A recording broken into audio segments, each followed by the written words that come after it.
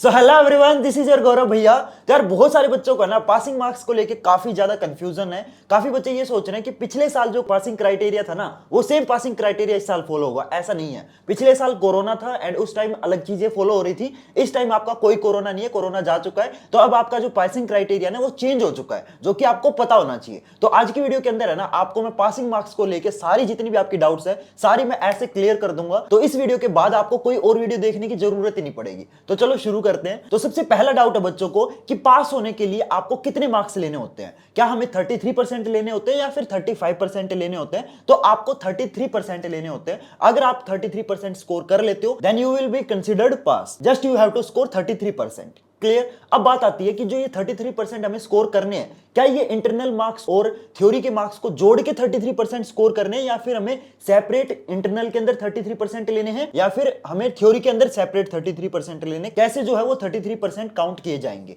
तो सिंपल सी बात है, यहां पे आपकी दो क्लासेस होती हैं। एक होती है क्लास 10th, एक होती है क्लास 12th। तो जो क्लास 12th है ना उसमें अलग क्राइटेरिया फॉलो हो रहा है। क्लास 12th के अंदर आपको इंटरनल में सेपरेट 33% लेने होंगे इंटरनल में पास होने के लिए, एंड थ्योरी के अंदर सेपरेट 33% लेने होंगे थ्योरी में पास होने के लिए। तो अगर कोई क्लास 12th का बच्चा इंटरनल में फेल हो जाता है ना तो वो फेल माना जाएगा।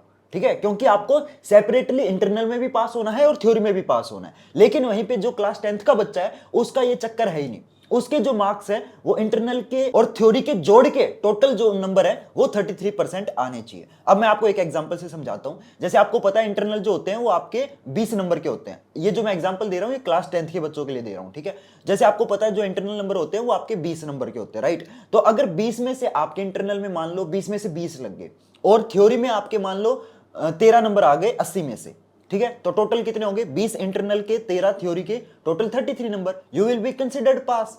ठीक है, आप पास हो जाओगे। ऐसा नहीं है कि थ्योरी में भी आपको 33% लेने, वो चक्कर नहीं है। दोनों के मिला के आपके 33% होनी चाहिए। ये किसकी बात कर रहा हूं मैं? क्लास 10th के बच्चों की बात कर रहा हूं। और क्लास 12th वालों का क्या सीन है? उनको इंटरनल में अलग से 33 लेने हैं और थ्योरी में अलग से 33 लेने हैं। क्लियर। अब ये जो चीजें मैं बता रहा हूं मैं आपको एक प्रूफ दिखाता हूं। ठीक है, बहुत सारे बच्चे बोलते हैं कि आप ये जो चीजें बोल रहे हो ये किस बेसिस पे बोल रहे हो? तो मैं आपको देखो प्रूफ दिखाता हूं। यहां पे गूगल पे मैं लिखूंगा class 10th passing criteria 2023 CBSE, और नीचे चलेंगे ना तो आप देख पाओगे यहां पे सीबीएसई की वेबसाइट से एक आपको पीडीएफ मिलेगी। ये आपकी ऑफिशियल पीडीएफ है जो सीबीएसई ने रिलीज की है। ठीक है, इसमें सारी चीजें आपकी अच्छे से मेंशन की हुई हैं। चलो मैं आपको दिखाता हूं। तो नीचे चलेंगे पासिंग क्राइटेरिया के ऊपर, तो ये पहला पॉइंट आता है senior school certificate examination. Senior किसको बोलते हैं? जो क्लास 12th के बच्चे हैं। सीनियर सेकेंडरी जो होता है ना वो क्लास 12th को बोलते हैं, और जो सेकेंडरी होता है वो क्लास 10th वाले बच्चों को बोला जाता है। तो यहां पे सीनियर स्कूल लिखा हुआ है, मतलब ये क्लास 12th के बच्चों की बात हो रही है।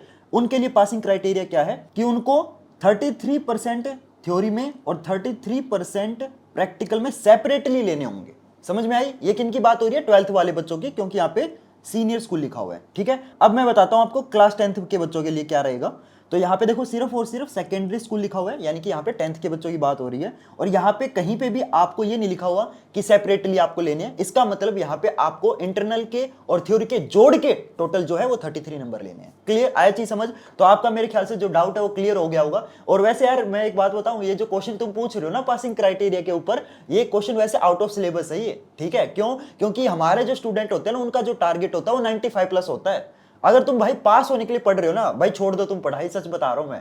ठीक है, पास होने के लिए कौन पढ़ता है यार? मतलब नंबर लेने भाई हमें अच्छे, समझ रहे हो? अपना 100% दो और ये पासिंग वासिंग वाली चीजें तो भूल जाओ यार। हमारा जो टारगेट है वो बहुत बड़ा है। ठीक है, पास इन छोटी टारगेट्स के पीछे भागोगे कुछ नहीं हो पाएगा लाइफ में। समझ रहे हो मेरी बात? हमारा जो टारगेट है वो 95+ होना चाहिए, और हमें अपने लक्ष्य से, हमारा जो टारगेट है उससे भटकना नहीं है। तो गाइज मेरे ख्याल से आपके जितने भी पासिंग क्राइटेरिया को लेकर जितने भी डाउट्स थे वो सारे मैंने क्लियर कर दिए हैं।